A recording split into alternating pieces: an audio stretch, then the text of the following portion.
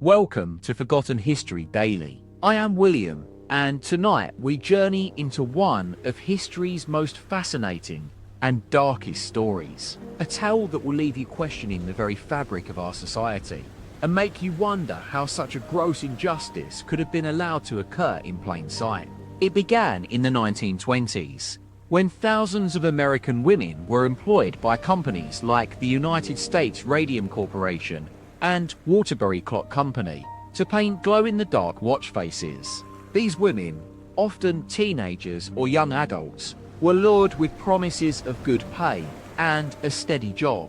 But what they didn't know was that their very livelihoods depended on handling a substance so toxic. But here's the shocking truth. The companies knew. From 1917 onwards, women like Catherine Donahue and Alice Hamilton were reporting symptoms of poisoning, including severe pain, lesions on their hands and bones, and even complete disintegration. And yet, the corporations not only ignored these warnings, but actively covered up the truth. As we speak today, in 2023, there are still families living with the devastating legacy of this scandal. The daughters and granddaughters of those Radium Girls, who have inherited a genetic predisposition to radiation sickness. The medical records of their foremothers, still sealed away in dusty archives, hold secrets that could rewrite our understanding of occupational health.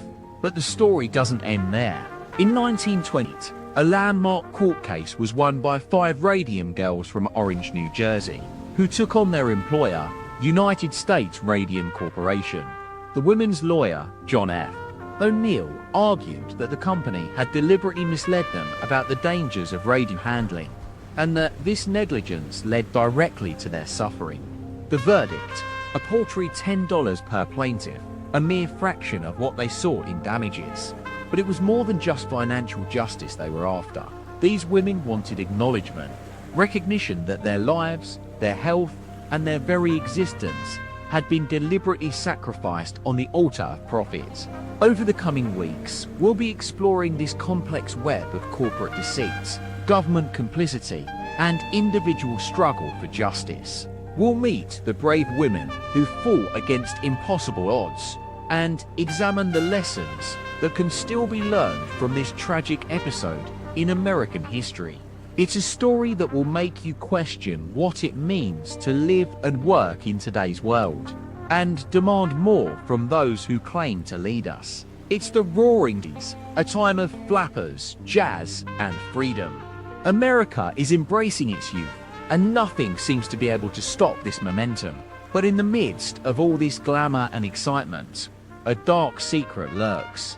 Behind closed doors, in factories and workshops across the country, women are suffering in silence. We find ourselves in Orange, New Jersey, a small town on the outskirts of New York City. It's 1925, and the United States Radium Corporation has set up shop here, employing hundreds of young women to paint watch faces with a glow-in-the-dark substance called radium. These women, mostly teenagers or young adults, are lured by promises of good pay and a steady job. But as they work, their fingers deftly, painting the delicate numerals onto the watch faces.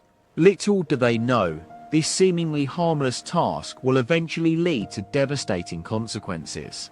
Radium, it turns out, is not just glowing, it's radioactive. And these women are being slowly poisoned by its toxic fumes. We're talking about a substance so potent that even the slightest exposure can cause irreparable harm. Yet, despite mounting evidence of poisoning, the companies ignore warnings and continue to churn out watch faces by the thousands. It's a ticking time bomb, waiting to unleash its fury on these unsuspecting women. The world is changing fast, but America's industrial landscape remains largely unregulated. Factories hum with activity, belching smoke and steam into the air. Workers rush in and out of the gates, exchanging whispers about wages and working conditions. But behind the scenes, a sinister plot unfolds. As we delve deeper into this dark tale, we find ourselves amidst a complex web of corporate interests, government complicity, and individual struggle for justice. It's a story that will make you wonder how something so egregious could have been allowed to happen in plain sight. Take, for instance, the Waterbury Clock Company, another major player in this radium scandal. Based in Connecticut, their factories employed hundreds of women to paint watch faces using the same toxic substance. These women too died silently, unaware that their very livelihoods were slowly killing them. We're talking about a time when America was obsessed with precision and punctuality. The clockwork economy was ticking away, with workers being churned out like clockwork parts. But beneath this veneer of efficiency lay a tangled web of exploitation and deceit. Radium girls like Catherine Donahue and Alice Hamilton, who worked for the Waterbury Clock Company in 1917, were among the first to report symptoms of poisoning. But their warnings fell on deaf ears. Companies dismissed them as hysterical or imagining things. It was a classic case of gaslighting, where victims are made to question their own sanity. As we explore this tragedy, it's essential to remember that these women were not just nameless statistics. They were flesh and blood individuals with families and dreams. They worked tirelessly, often for 10 hours a day, in cramped workshops lit by flickering overhead lamps. Their fingers moved deftly, painting intricate numerals onto watch faces, but their health was slowly deteriorating. The effects of radium poisoning are nothing short of terrifying. Workers reported severe pain, lesions on their hands and bones, and even complete disintegration of their jawbones. It's a gruesome fate, reminiscent of medieval plague victims. And yet, the companies continue to deny any responsibility, pushing the blame onto the workers themselves. We're talking about a time when America was in thrall to its corporations. Companies were seen as titans, almost invincible. Their power and influence stretched across the country, with some even controlling government policy. It's a chilling parallel to today's world, where corporate interests seem to hold sway over our very lives. But amidst this chaos, there are glimmers of hope. In 1928, 5 radium girls from Orange, New Jersey, took their employer, United States Radium Corporation, to court. Led by their brave lawyer, John F. O'Neill, they sought justice and acknowledgement for the suffering they had endured. Their landmark case would change everything. It was a David versus Goliath battle, with these courageous women taking on the might of corporate America. But even as we celebrate their bravery, it's essential to remember that this fight was not just about money or compensation. It was about recognition. Recognition that their lives, their health, and their very existence. The verdict would be a hollow victory, with each plaintiff awarded a paltry $10. But for these women, it was more than just financial justice they sought. It was acknowledgement. They wanted the world to know that their suffering had not been in vain.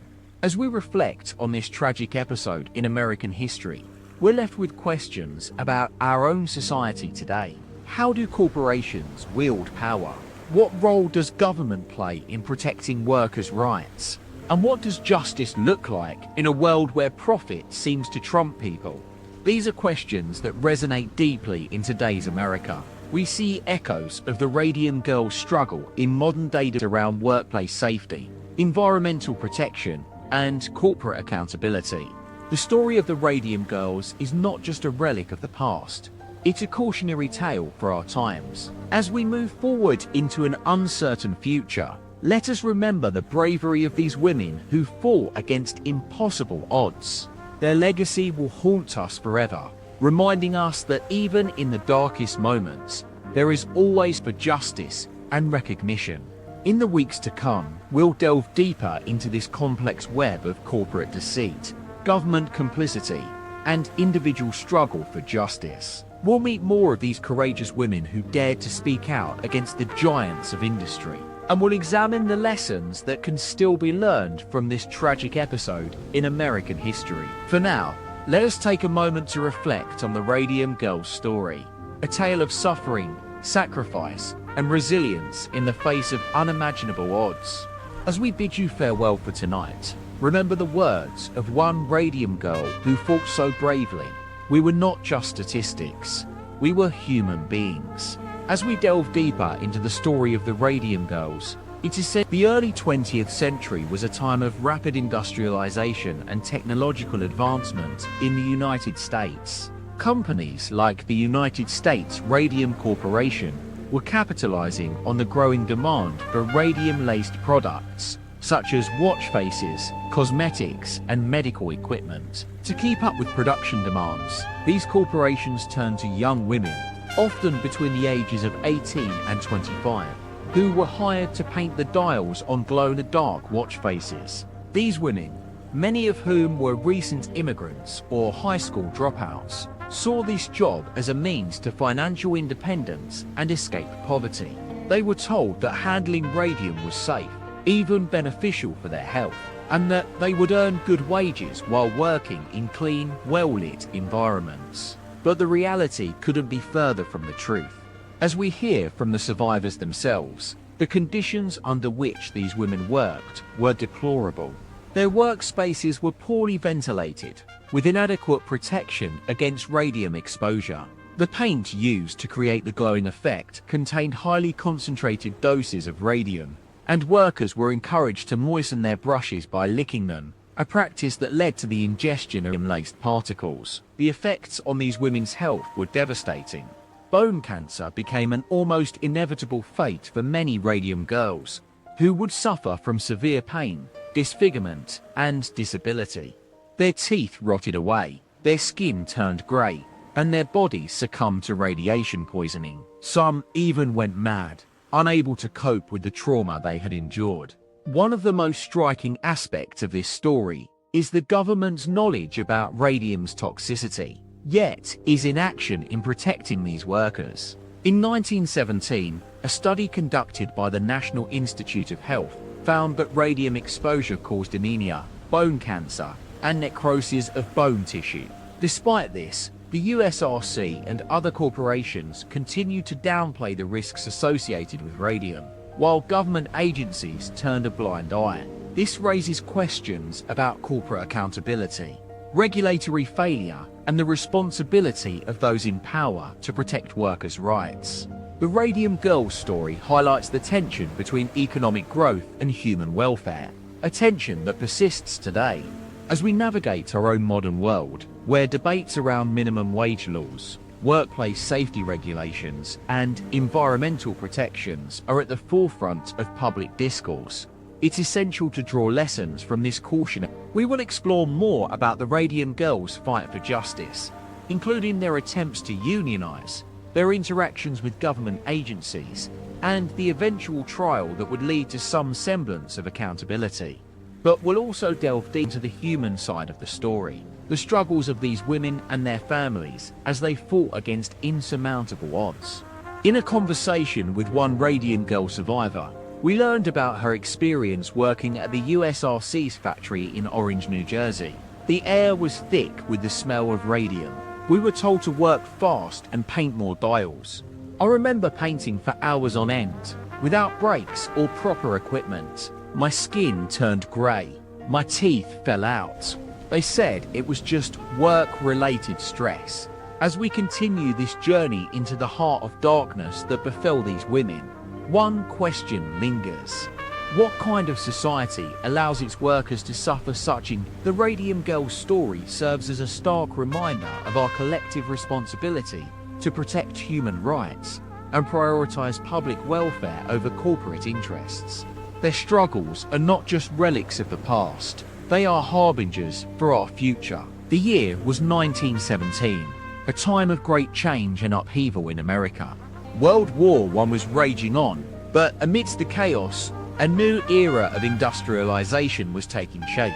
Factories were springing up across the country, churning out munitions and supplies for the war effort. And it's here that we find our story, in the midst of this whirlwind of activity. In the sleepy town of Orange, New Jersey, a small factory was on the cusp of revolutionizing the watchmaking industry with its new line of glowing watch faces. The United States Radium Corporation, or USRC for short, had begun manufacturing these dials at an alarming rate, and it's here that our tale begins. Meet Catherine Schaub, a bright-eyed 19-year-old from a small town in New Jersey. In January 1917, Catherine answered the USRC's call to work, eager to contribute to the war effort. Little did she know, her life was about to take a drastic turn. The promise of employment, a steady paycheck, and a chance to do her part for the war effort drew her in. But what she didn't know was that this job would come at a steep price. At first, Catherine's work at the USRC factory seemed ordinary enough. She mixed paint, applied it to watch faces, and sent them off to be shipped out. But as time went on, things took a darker turn. The air in the factory grew thick with a strange, pungent smell, and the dials began to glow with an eerie light. Radium, the latest innovation in industrial chemistry, was being used liberally by the USRC. Radium's properties were highly sought after. It glowed in the dark, making it perfect for watch faces and other wartime applications. But what the workers didn't know was that radium was also highly toxic, a fact that would only come to light years later. As Catherine worked tirelessly to meet production targets, she began to notice changes within herself. Her skin took on a pale, almost translucent hue, and her teeth started to feel weak. They were melting away.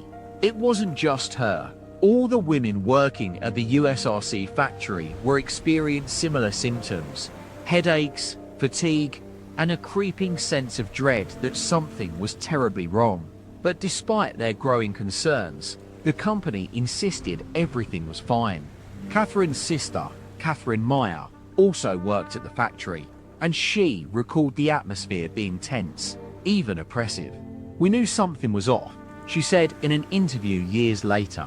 "The air in there was thick with radium fumes, and we were all worried about getting sick.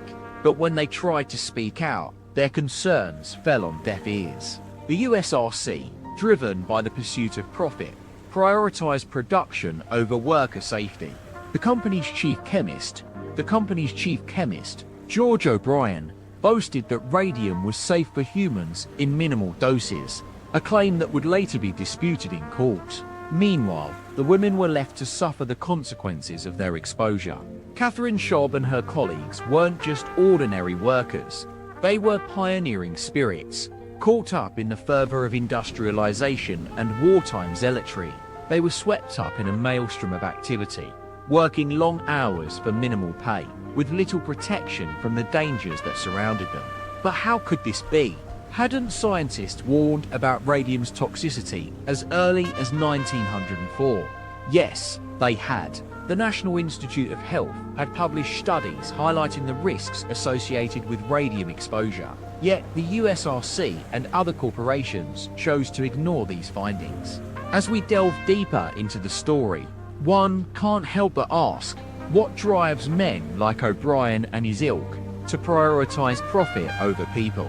Was it greed? A blind faith in science? Whatever the reason, it's clear that the Radium Girls were just pawns in a much larger game. A game of industrial ambition, corporate avarice, and human tragedy.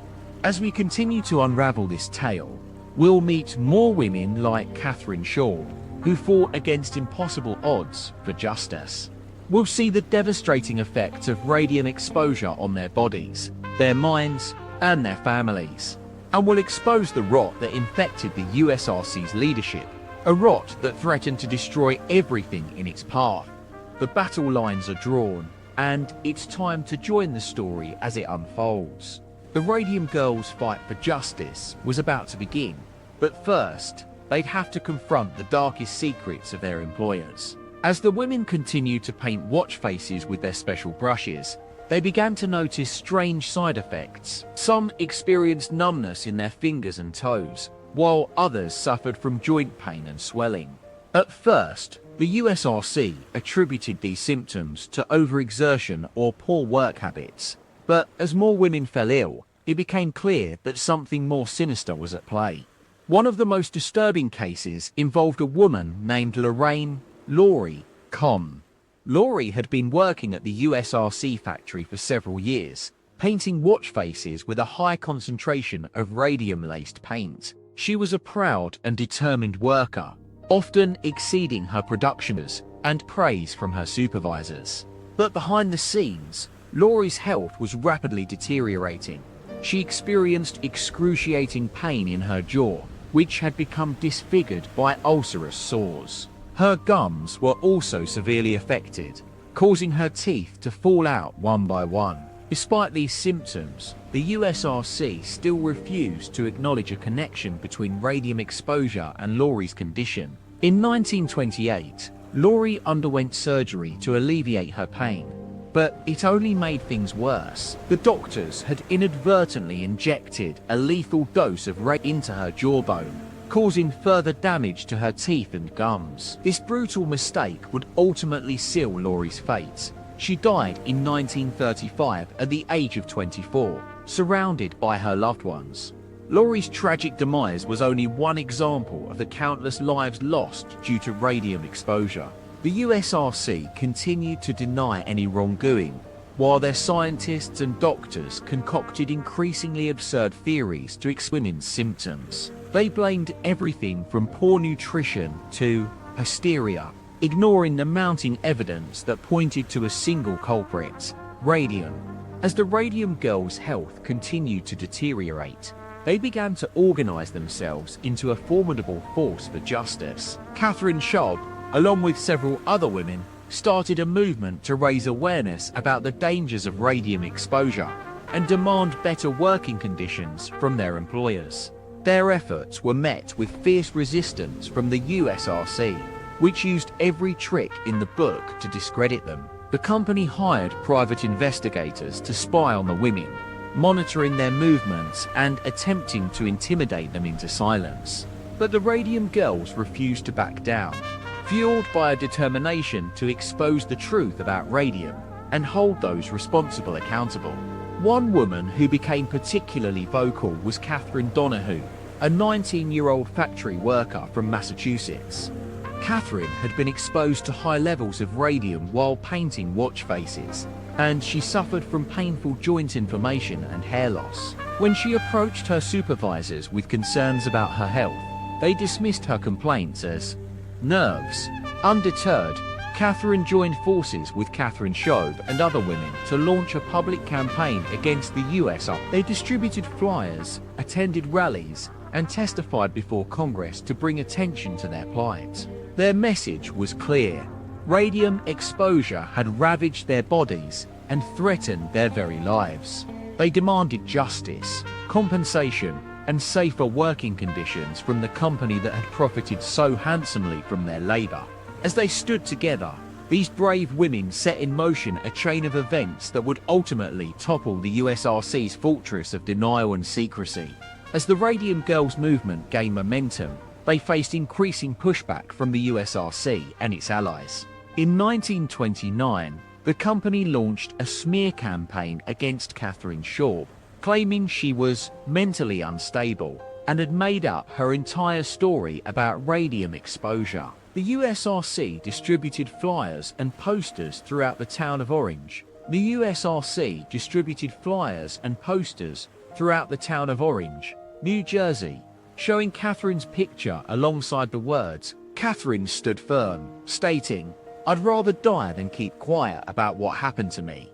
Her conviction inspired others to join her cause, and soon, hundreds of women from across the country began to speak out against. However, not all the women involved were in agreement on how to proceed. Some, like Catherine Donahue's sister, Margaret, felt that they should focus solely on getting compensation from the USRC rather than seeking justice for their own health struggles. "We just want our money," Margaret said in an interview with a local newspaper. "Why are we making such a fuss?" But others saw this as a sellout, betraying the fundamental principles of the Radium Girls movement. "We're not just fighting for ourselves," Catherine argued. "We're fighting for every woman who works in these factories tomorrow." This internal conflict would eventually lead to a rift within the group. Meanwhile, the USRC continued its aggressive tactics against the women. The company's lawyers, including the notorious lawyer J.P. Warnicki, began to pick apart the Radium Girls' testimonies, questioning their credibility and accusing them of exaggerating their symptoms. These women are attention seekers, Warnicki sneered in a letter to the editor. They're just trying to get rich quick. The women's health continued to deteriorate at an alarming rate. Catherine Donahue began to suffer from severe headaches, which left her unable to sleep or concentrate on anything else. Her mother worried that she'd never recover, and that this might be a result of the radium exposure. What if it's permanent? Her mother asked aloud one evening. The Radium Girls' cause gained international attention when they received an offer from the well-known women's rights activist, Ida Tarbell, to write about their story for the New York Times. Tarbell was known for her scathing exposés of corporate malfeasance and was a natural ally for the movement. However, even as they basked in this newfound attention, the Radium Girls faced a new conflict within their own ranks. Some women began to feel that Catherine Schaub had become too dominant, taking control of the movement's finances and speaking on behalf of all the others. Others started to question her motives, wondering if she was more interested in advancing her own career as an activist than in genuinely fighting for justice. One woman who became increasingly disenchanted with Catherine's leadership was Alice Hamilton, a former labor organizer from Chicago.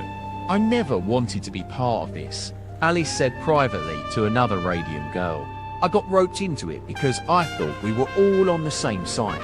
As tensions within the movement continued to rise, the USRC sensed an opportunity to divide and conquer. The company hired a public relations expert, Arthur Packard, to create a propaganda campaign that would discredit Catherine Schaub and the Radium Girls' cause.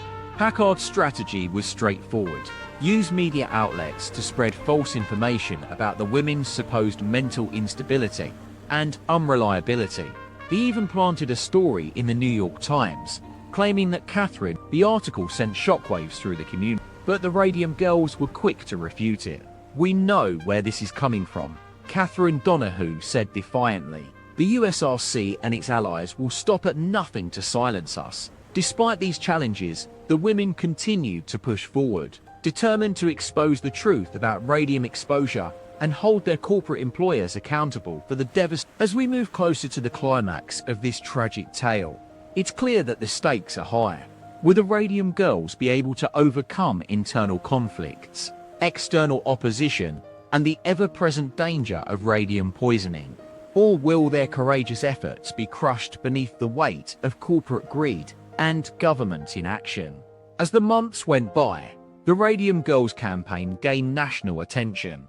They traveled across the country, sharing their stories with anyone who would listen.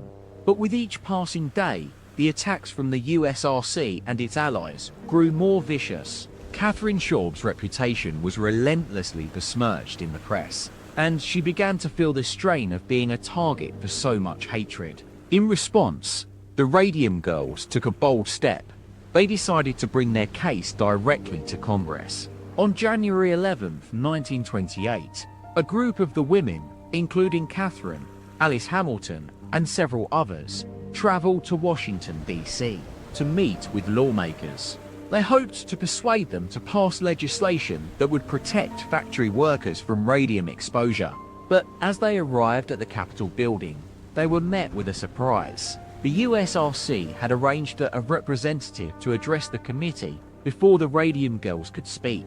The representative, a smooth-talking lawyer named Charles LaRoe, presented a slick and well-rehearsed case against the women. He claimed that their radium poisoning was simply a result of careless behavior on their part. They had been warned about the dangers of radium, but had chosen to ignore them. The Radium Girls were devastated by this betrayal. They had expected some resistance from the USRC, but they had not anticipated being blindsided in such a way. As they listened to LaRoe's words, they felt a surge of anger and frustration. How could these corporate executives so callously dismiss their suffering? Undeterred, the Radium Girls took the stand and shared their harrowing stories with the committee. They described the agonizing symptoms they had endured, the bone pain, the disfiguring lesions, the crippling fatigue. They recounted the countless hours they had spent in hospitals, undergoing experimental treatments that often made things worse. As they spoke, something remarkable happened. The lawmakers began to listen. They asked pointed questions about the USRC's safety protocols and the company's handling of radium exposure cases. For the first time, the tide was turning in favor of the Radium Girls. But just as it seemed like progress was being made, the USRC launched a final, desperate attack. On June 14, 1928, just 3 days after the hearing, a bombshell article appeared in the New York Times. Headlined Radium Girls' testimony called Fabricated. The piece claimed that the women's stories were entirely fabricated and that they had been coached by radicals to make their testimonies more dramatic. The Radium Girls were outraged. They knew that this latest assault on their credibility was nothing but a last-ditch effort by the USRC to discredit them. But as they fought back against these scurrilous attacks, they began to realize something disturbing. As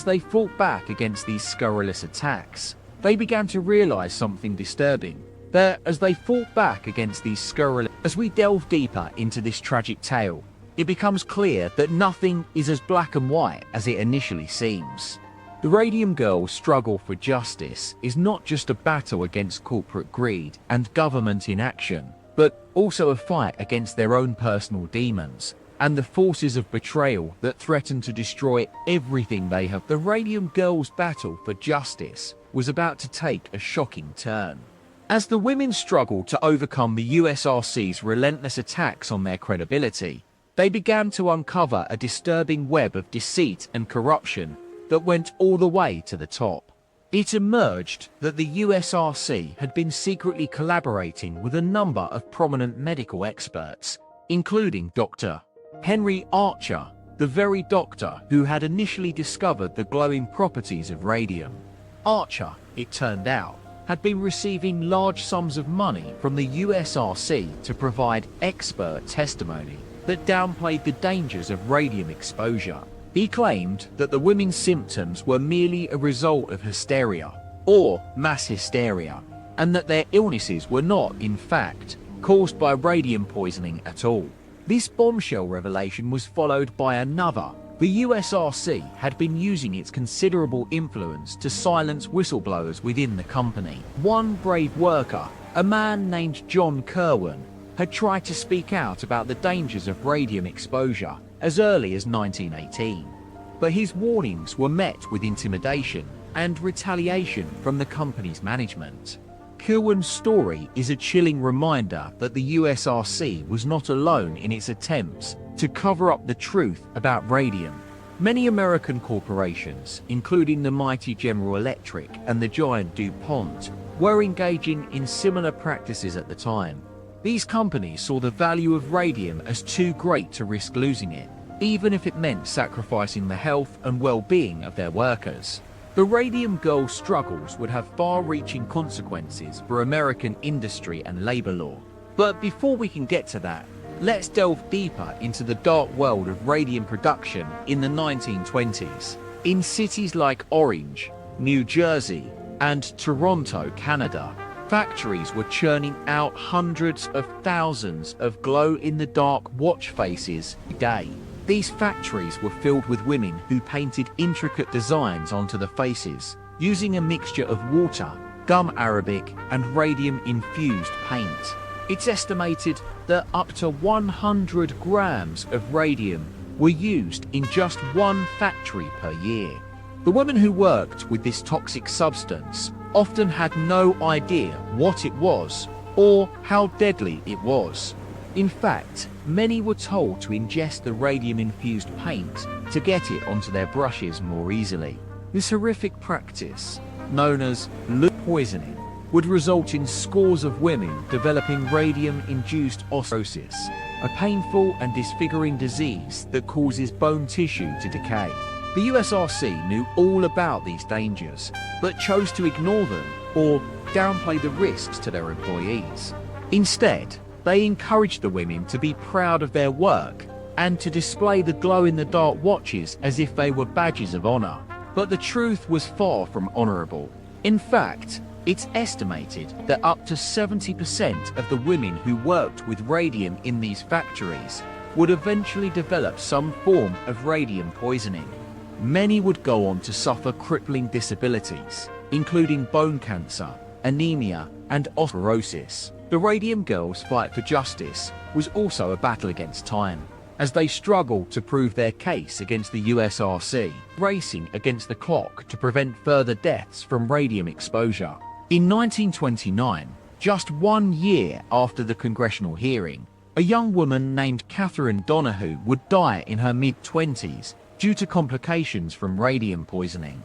Donahue's story is a heart-wrenching example of what happened when women were forced into jobs that they weren't prepared for. The government had passed laws requiring employers to provide adequate safety equipment, but these laws were often ignored or flouted by the USRC and other corporations. It wasn't until 1938, nearly 2 decades after the Radium Girls fight began, that the US Congress finally passed the Fair Labor Standards Act, a law aimed at protecting workers from exploitation.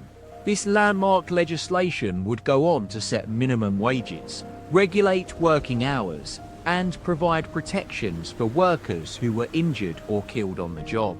But even as this new legislation came into effect, it was clear that more needed to be done. The Radium Girls struggle had exposed a deep rot within American industry, a culture of corruption, greed, and disregard for human life. Today, we can see parallels between the Radium Girls story and some of the biggest scandals in modern business. From big tobacco to the oil companies fighting climate change regulations, it's clear that corporate greed knows no bounds, not even when it comes to human health. The Radium Girls' legacy continues to inspire labor activists around the world. Their bravery in the face of overwhelming odds has shown us what can be achieved through determination and courage in the face of injustice. But as we close this chapter on the Radium Girls, let's remember that there is still much work to be done. In 2018, a new report by the US Environmental Protection Agency revealed that thousands of American workers are still being exposed to radon, a radioactive gas that can cause cancer. This news serves as a stark reminder that some things never change, not even in this century. We must continue to learn from history and fight for justice in all its forms, whether it's for the rights of workers or the protection of our planet. As we leave the girls behind, it's essential to examine the broader context in which their struggle took place. The early 20th century was a time of rapid industrialization and growth in the United States. Cities were expanding, factories were sprouting up, and workers were pouring into these new facilities seeking employment. But amidst this progress, a darker side emerged, one where corporate profits often trumped human well-being. Companies like the USRC, which employed many of the girls, used their immense power to silence whistleblowers, intimidate dissidents, and cover up evidence of harm caused by radium. They claimed that radium was safe, even beneficial for workers' health, when in reality it was a potent poison. This toxic deceit spread like wildfire, ensnaring not only the Radium Girls, but countless others who worked with radium-laced products. Glow-in-the-dark watch faces to luminous dials on ships. As we delve deeper into this sordid history, we find that these corporations were aided by a lax regulatory environment. Government agencies responsible for overseeing labor laws and workplace safety often seemed more interested in protecting corporate interests than worker welfare. The USRC's owner, Edward A. Gatto, was notorious for his ruthless tactics and aggressive use of propaganda to discredit the Radium Girls' claims.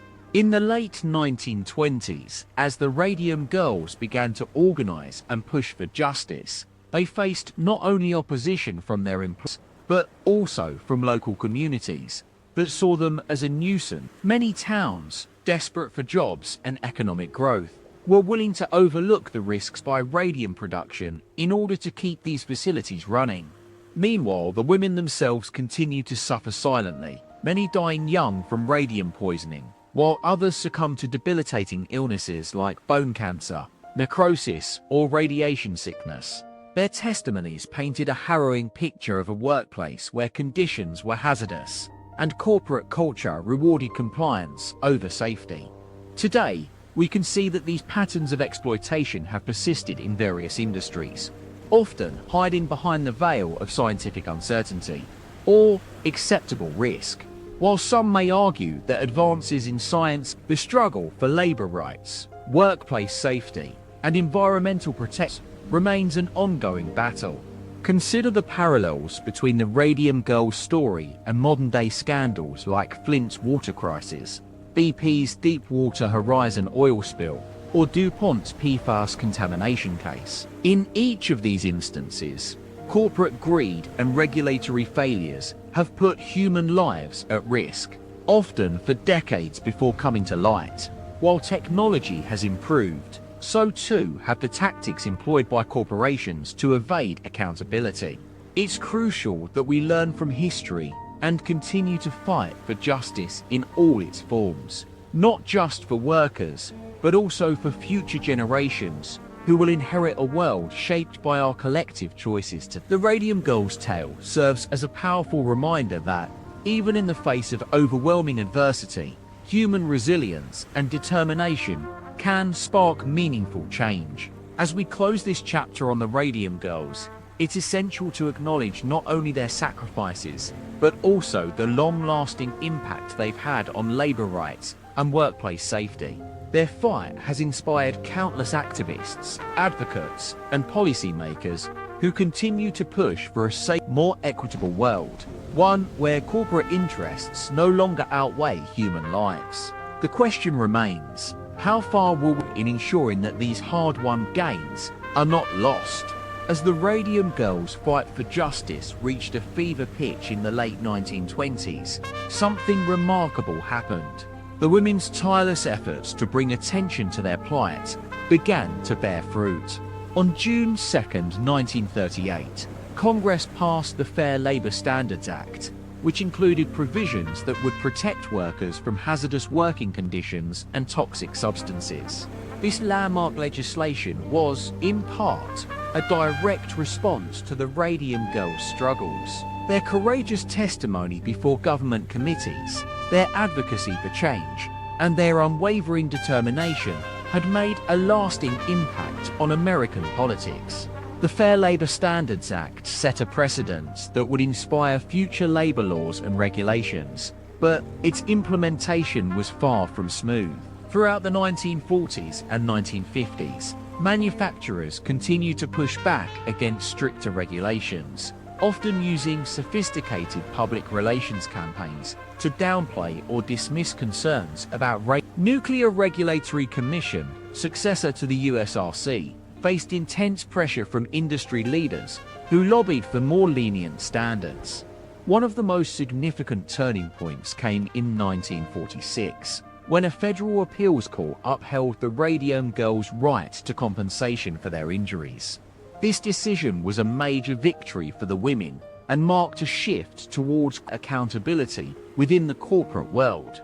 However, it also highlighted the ongoing struggle between worker welfare and corporate interests. As we fast forward to the present day, it's clear that the lessons from the Radium Girls story remain crucially relevant. In 2017, the NRC reported a significant increase in radium-related incidents, with nearly 50% of all incidents occurring at nuclear facilities where workers were exposed to toxic substances. Meanwhile, modern-day scandals like the Flint water crisis, BP's Deepwater Horizon oil spill, and DuPont's PFAS contamination case echo the patterns of exploitation we've seen before. Corporate greed, regulatory failures, and a lax environment continue to put human lives at risk, often for decades before coming to light. One might argue that advances in science and technology have made us safer from radium exposure, but other toxins continue to sicken workers and, increasingly, consumers. The struggle for labor rights, workplace safety, and environmental protections remains an ongoing battle. Today's world is vastly different from the one the Radium Girls faced, yet their story offers poignant reminders of our collective power and responsibility. We have the capacity to choose between exploitation and accountability, often at crossroads where profit meets human life. Let us turn our attention now to what we can learn from this tale of resilience and courage. As we reflect on the long-term consequences of corporate greed and regulatory failures, we must also recognize the strength that lies within us as individuals and communities. One lesson from the Radium Girls story is the importance of trusting our own bodies and experiences. Many women suffered in silence years before speaking out about their suffering, often at great personal cost. Today, we can draw inspiration from this courage and apply it to our lives by being vigilant about our health and well-being. We are told that when it comes to workplace safety and environmental protection, the burden of proof lies with corporations to demonstrate they're doing enough. But what if, instead, we took ownership of our own knowledge and critical thinking? What if we empowered ourselves to question authority and demand more from those in power? This mindset shift can start by educating ourselves about the world around us, understanding how products are made, where they come from, and who might be impacted along the way. We don't need to become experts in toxicology or industrial chemistry, but we do need to develop a basic understanding of the issues at hand. A second takeaway from the Radium Girls story is the significance of community and collective action. The women's fight for justice was not solely individual, it was also deeply rooted in their shared experiences and solidarity with one another. Today, as we navigate complex systems of power, we can draw strength from this model of collaborativism. We need to recognize that individual victories are far more likely when combined with community-wide efforts. We must build coalitions between workers, consumers, policymakers, and local communities, each contributing their expertise, skills, and perspectives to drive meaningful change. A third lesson from the Radium Girls story is the urgent need for effective regulation and accountability. While advances in technology have improved some aspects of our world, our regulatory frameworks often lag behind, allowing exploitation and neglect to persist for far too long. We must recognize that regulation is not a zero-sum game, where one side wins at another's expense. Rather, it's an essential safeguard designed to protect human life and the planet. Effective regulation is about balancing competing interests while upholding fundamental principles of fairness and justice. In this light, we might ask ourselves, what lesson we apply today? One answer lies in promoting greater transparency within corporations, particularly when it comes to toxic substances, environmental impact, or workplace safety. By demanding more openness from those in power, we create opportunities for informed decision-making, better policies, and safer working conditions. Another practical step is supporting independent research and investigations that expose corporate wrongdoing. By valuing whistleblowers and truth-tellers, we can uncover hidden truths and hold corporations accountable, rather than letting them manipulate public opinion or downplay their misdeeds. A final takeaway from the Radium Girls story is our collective capacity for resilience and determination in the face of adversity. Despite overwhelming odds, these women fought for justice with courage, conviction, and compassion. Today, we can draw inspiration from this legacy by choosing to stand up for what's right, even when it requires personal sacrifice or discomfort. Let us heed their example by recognizing that true power lies not with corporates or governments, but within ourselves as individuals and communities. We have the capacity to shape our own futures, drive change, and demand a world where human lives come first, rather than mere profit margins. As we reflect on this pivotal moment in American history, one truth becomes clear. The Radium Girls' tale is not just about exploitation or injustice. It's also an empowering testament to what we can achieve. Today, we must draw upon their resilience and strength as we tackle new challenges, remembering that our collective voice and determination were the greatest. In conclusion, as we navigate the complexities of power, money, trust, government, and environmental protection, we're reminded that these are not abstract concepts, but pressing realities. The Radium Girls story serves as both warning and inspiration, urging us to re-examine our values and choices in light of this history. Let us draw from their strength and courage as we move into an uncertain future, armed with the knowledge that we have the power to shape a better world, one where human life and dignity take precedence over profit. And as we reflect on the Radium Girls' courageous fight for justice, it's essential to acknowledge the complex web of factors that led to their tragic fate.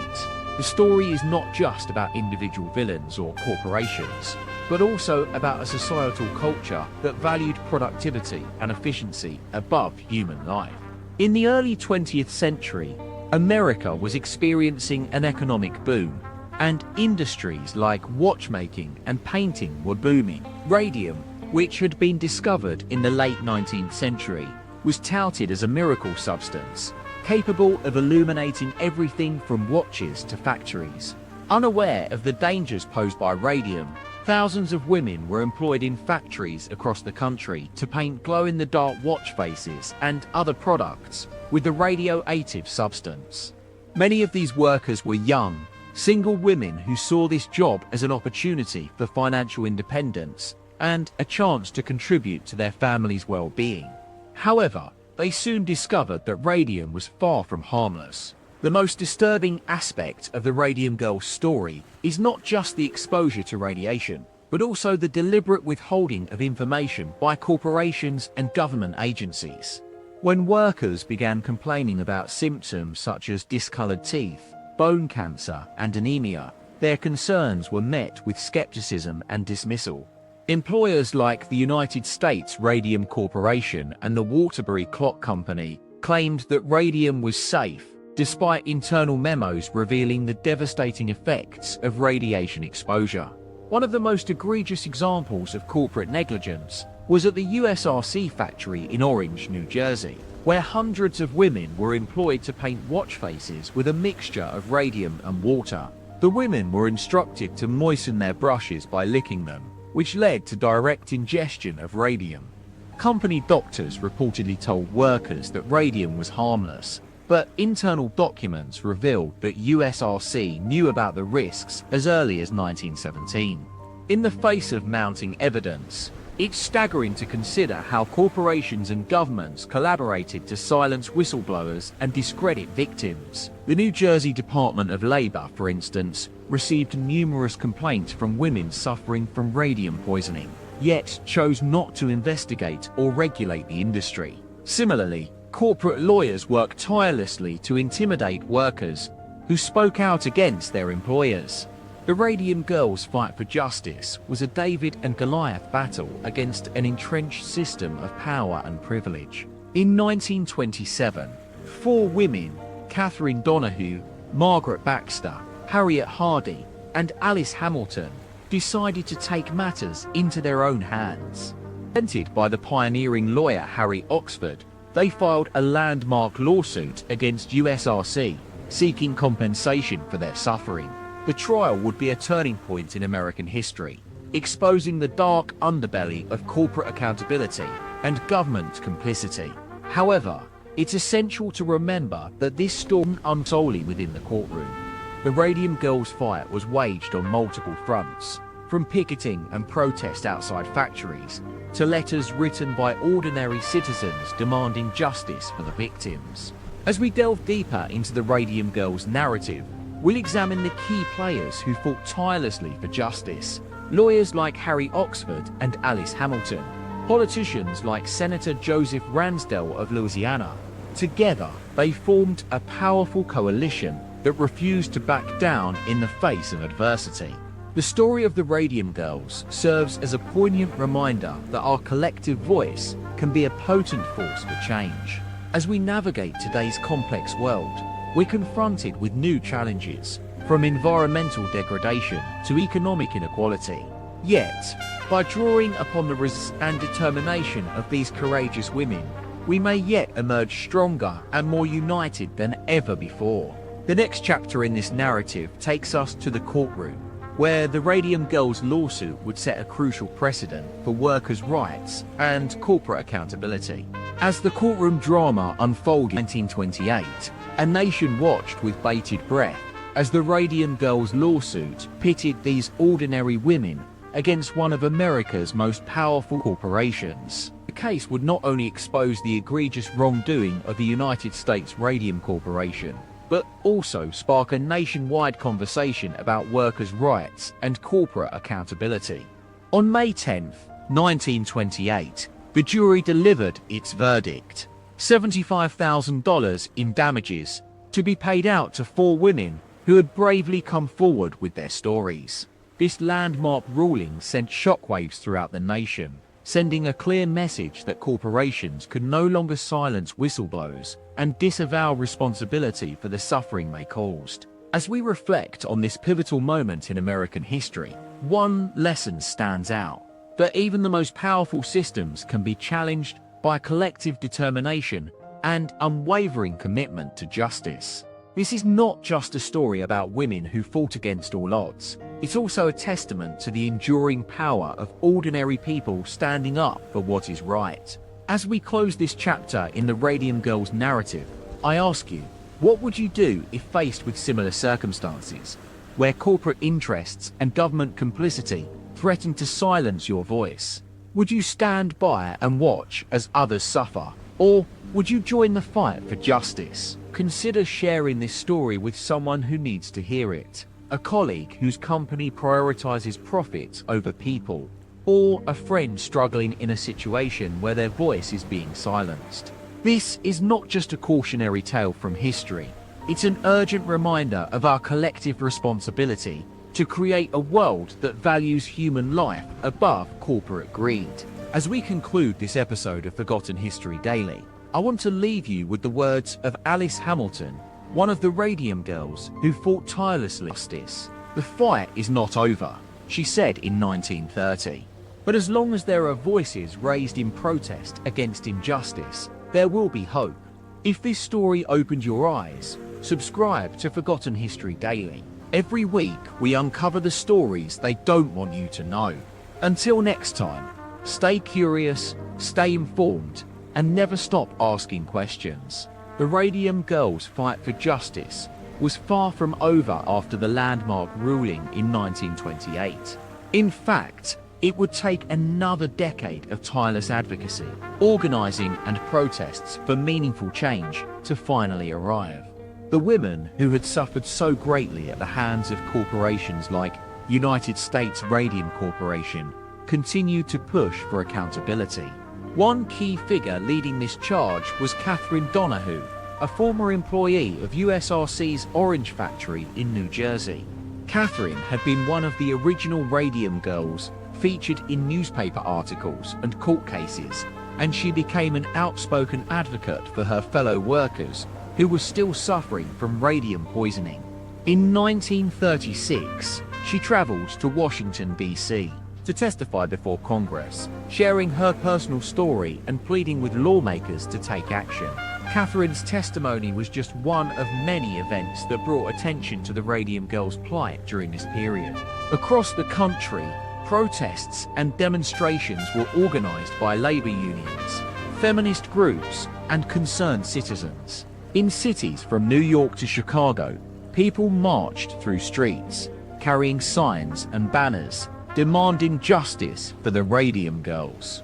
In 1938, President Franklin D. Roosevelt signed into law the Fair Labor Standards Act, a landmark piece of legislation that protected workers' rights and established minimum wage standards. While not directly aimed at addressing radium poisoning, the FLSA had significant implications for worker safety and health industries like watch manufacturing. But even as these new laws were enacted, there remained much work to be done. Many former Radium Girls continue to struggle with illness and financial hardship, and their families faced immense burdens caring for loved ones afflicted by radium poisoning. The USRC, still denying any responsibility for the suffering they had caused, refused to provide adequate compensation or medical care. In this time of heightened activism and social change, a new wave of young women began to emerge as leaders in the fight against corporate greed. Among them was Rosalind Franklin, an epidemiologist who would go on to make groundbreaking contributions to our understanding of radium poisoning's effects on human health. Rosalind's work would take her to the United Kingdom, where she collaborated with renowned scientists on pioneering research into radiation exposure and its consequences for workers in industries like watch manufacturing. Her discoveries shed new light on the long-term effects of radium ingestion, providing crucial evidence for cases like Catherine Donahue's against USRC. As we move forward through this history, it becomes increasingly clear that the Radium Girls story was not just a local issue or a matter of individual tragedy, but rather an early warning sign for the far-reaching consequences. Their fight serves as a powerful reminder that the most vulnerable members of society are often those who suffer most when the profit motive is prioritized above all else. The Radium Girls story has many more chapters to come, from the courageous investigations and advocacy work of the National Consumers League to the pioneering research of scientists like Rosalind Franklin. Join us next time on Forgotten History Daily as we explore the ongoing struggle for justice in the face of industrial toxicities and systematic injustices.